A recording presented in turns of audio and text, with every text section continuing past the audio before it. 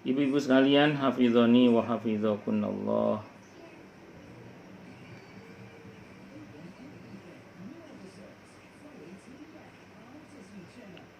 Kita coba cermati beberapa firman Allah Subhanahu wa taala tentang kesabaran.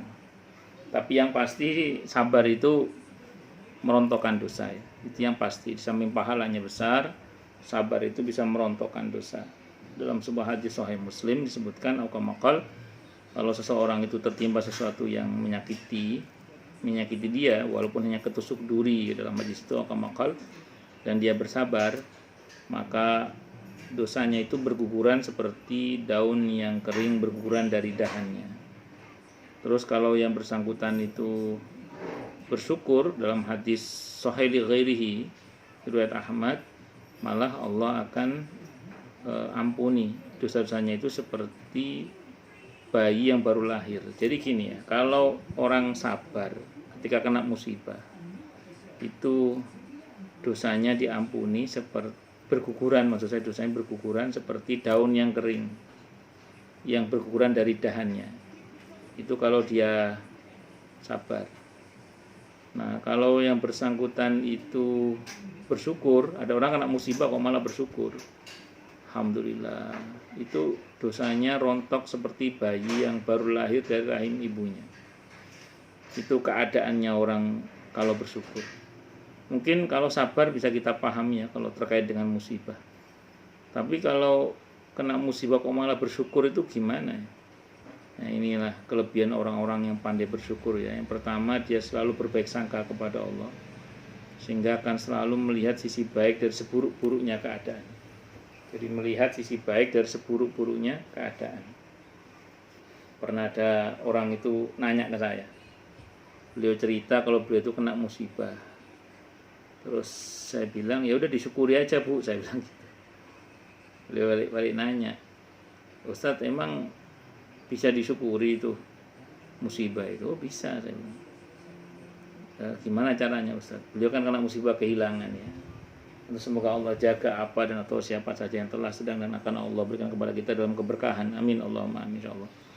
Beliau nanya ke saya, terus gimana cara mensyukuri Ustaz? Saya bilang gini aja, dari apa yang telah Allah ambil dari ibu dengan yang masih Allah berikan kepada ibu, lebih banyak mana? Iya Ustaz, lebih banyak yang masih diberikan oleh Allah kepada saya. Itu syukuri.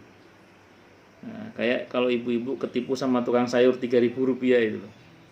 Kalau ibu-ibu fokus pada 3.000 rupiah yang hilang itu, ya dendamnya bisa 3 bulan. Kalau ibu-ibu bersabar ya pasti akan berusaha memaafkan. Tapi kalau ibu fokus pada yang lebih banyak yang masih ada, kita malah akan bersyukur. Alhamdulillah, ketipu cuma 3.000 rupiah, yang 3.000 US dollar masih aman, alhamdulillah. Ya, itu yang model alhamdulillah seperti itu dosanya itu langsung dibersihkan oleh Allah seperti bayi yang baru lahir. Seperti bayi yang baru lahir. Hadisnya sahih li ghairihi riwayat Ahmad. Allahu Akbar. Semoga Allah anugerah kita kemauan dan kemampuan untuk bersyukur ya. Apalagi kalau umur kita itu sudah 40 tahun lebih. Orang kalau umur 40 tahun lebih itu arahan Qur'annya itu bukan banyak sabar, tapi banyak bersyukur. Saya ulang, orang kalau udah umur 40 tahun lebih arahannya bukan banyak bersabar, tapi banyak bersyukur. Sebagaimana Allah ajarkan kita dalam Al-Quran di surah Al-Ahqaf. Al-Ahqaf itu surah ke-46 ayatnya 15 itu. Allah bilang, Rabbi auzi'ni an ashkura ni'mataka allati an'amta 'alayya wa 'ala walidayya wa an a'mala salihan tardah wa aslih li fi dzurriyyati inni tubtu ilaika wa inni minal muslimin. Ya Allah, bimbinglah hamba untuk bisa mensyukuri nikmat yang telah Engkau berikan kepada hamba dan kedua orang tua hamba. Jadi kalau udah umur 40 tahun lebih disuruh banyak bersyukur. Kenapa coba? Jadi gini, bukan berarti sabar itu jelek, sabar itu bagus, bahkan mulia. Kita bersabar pun juga bagus dan mulia. Namun kalau kita memilih sabar, kata Nabi as-sabru diyaun. Kalau Anda pernah baca kitab Al-Arba'in An-Nawawiyah itu ada hadis yang berbunyi as-salatu nurun was-sabru diyaun. Jadi salat itu cahaya dan sabar itu juga cahaya. Itu sama-sama artinya cahaya. Tapi dalam bahasa Arab itu ada rumus, beda kata, beda substansi. Kalau untuk sholat Nabi bilang adalah nur, cahaya. Kata para ulama, nur itu cahaya tapi adem. Ya, orang kalau gundah gulana itu sholat adem, enggak stres insya Allah. Tapi kalau sabar itu nur, cahaya juga tapi dia itu cahaya tapi panas. Kenapa panas? Karena sabar itu menahan, berdedek. Makanya kalau kita memilih langkah sabar, biasanya kan agak ngempoh gitu ya, agak menahan. Tapi kalau syukur itu loss. Ya tadi saya contohkan, kalau Anda fokus pada yang sedikit yang hilang, ya jadinya menahan kan. Saya maafkan, saya maaf. Tapi kalau kita fokus pada yang lebih banyak yang masih ada, kita akan berkata, alhamdulillah cuma segitu. Yang lebih banyak masih ada. Jadi lebih plong itu. Makanya kalau udah umur 40 tahun ke atas, arahannya sih harus lebih banyak bersyukur daripada bersabar. Walaupun sabar itu yang mulia. Itu seperti itu. Terus kemudian kita perhatikan ayat-ayat berikut ini ya, terkait dengan sabar. Yang pertama nanti bisa dicermati di surah As-Sajdah. Surah ke-32 ayatnya ayat 24. Di situ Allah Subhanahu wa taala berfirman, A'udzubillahi samii'il 'aliim minasyaitonir rajim. Wa ja'alna minhum a'immatan yahduna bi amrina lamma sabaru wa kanu bi ayatina yuqinun.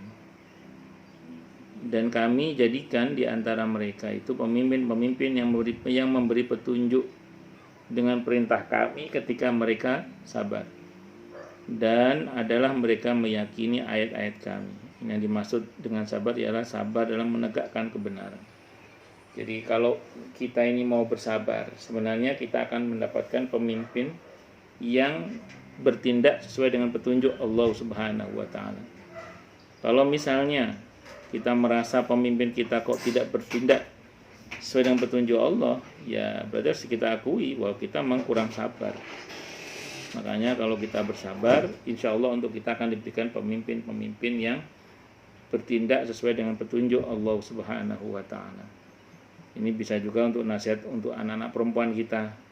Duk, kalau kamu ingin dapat suami yang bertindak menurut petunjuk Allah Subhanahu wa taala, maka kamu harus menjadi anak yang sabar. Jadi jadilah pribadi yang sabar, maka untuk kita insya Allah akan dianugerahi pemimpin yang bertindak sesuai dengan petunjuk Allah Subhanahu wa taala. Loh, yang sudah punya suami gimana Ustaz? Ya udah ibu sabar aja. Kalau ibu udah berusaha sabar dan memperbaiki diri, insya Allah nanti suami ibu akan diperbaiki juga oleh Allah Subhanahu wa taala. Ya, kalau nggak mau baik, ya nanti Allah punya cara sendiri untuk mengganti suami ibu. Tentu saya doakan ya, semoga ibu-ibu beserta suami dan anak-anak bisa terus langgeng berkumpul di dunia ini hingga surga nanti dalam keberkahan, kebahagiaan dan kebaikan. Amin Allahumma amin insyaallah.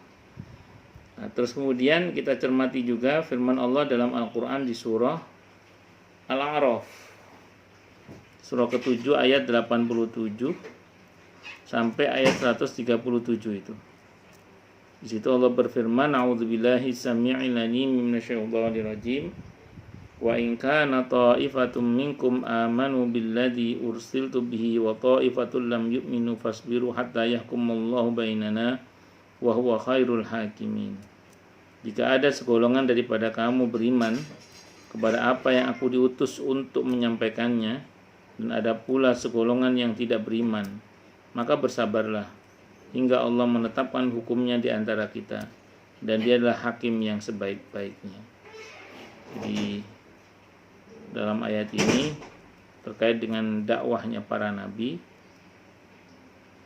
maka kita diperintah dalam berdakwah itu untuk bersabar. Dalam konteks kekitaan, dalam menasihati seseorang itu, ya kita harus sabar. Seperti kalau kita merintahkan sholat itu kan, kata Allah, wa'mur ahlaka bis sholati wastabir 'alaiha. suruh sabar, nggak boleh mutung. Nah, orang boleh capek menasihati, tapi jangan pernah capek mendoakan.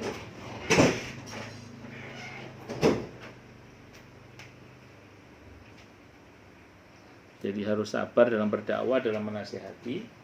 Nah, saya ulang, kita nggak boleh tidak sabar. Saya ulang, orang boleh capek menasihati, tapi nggak boleh capek mendoakan. Punya suami 2 blek, nggak bisa dinasihati, doakan aja. Punya anak 2 blek, naudzubillah dari misalnya ya. Capek kita menasihati, ya udah doakan. Kalau udah capek menasihati, doakan. Orang boleh capek menasihati, tapi tidak boleh capek mendoakan. Terus kemudian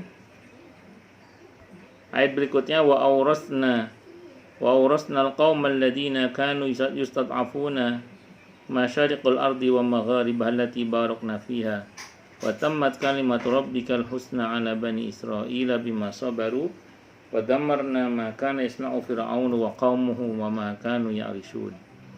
Dan kami pusakakan kepada kaum yang telah ditindas itu negeri-negeri bahagian timur bumi dan bahagian baratnya, yang telah kami beri berkah kepadanya. Dan telah sempurnalah perkataan Tuhanmu yang baik sebagai janji untuk Bani Israel disebabkan kesabaran mereka. Dan kami hancurkan apa yang telah dibuat Fir'aun dan kaumnya, dan apa yang telah dibangun mereka. Jadi maksudnya negeri Syam dan Mesir dan negeri-negeri sekitar keduanya yang pernah dikuasai Fir'aun dahulu. Sejak kerajaan Fir'aun runtuh negeri-negeri dikuasai oleh Bani Israel. Dan yang maksud dengan bangunan-bangunan Fir'aun yang dihancurkan oleh Allah ialah bangunan-bangunan yang didirikan mereka dengan menindas Bani Israel, seperti kota Rames, menara yang diperintahkan Haman mendirikannya, dan lain-lain. Jadi yang tadinya itu milik Fir'aun, gara-gara kesabaran Bani Israel dengan bimbingan Nabi Musa alaihissalam dan nabi-nabi dari kalangan Bani Israel, akhirnya wilayah-wilayah kekuasaan Fir'aun itu dikuasai oleh Bani Israel. Jadi kalau dengan kata lain ya, kalau kita dizolimi, kalau kita mau bersabar, kita tetap bergerak. Sabar itu tetap bergerak, dinamis, bukan statis ya. Sabar itu tetap berdoa, ya, tetap berusaha, tetap negosiasi. Nah, tapi ketika kita dizolimi kok kita berdoa yang baik-baik, maka insya Allah ada saatnya di mana keadaan akan dibalik oleh Allah. Di mana yang tadinya kita dizolimi, maka kita tidak akan lagi bisa dizolimi, bahkan kita bisa jadi memiliki kuasa atas orang yang menzolimi kita tadi itu. Itu dibuktikan oleh banyak orang ya, termasuk Quran mengatakan demikian juga. Wallahu a'lam bishawab.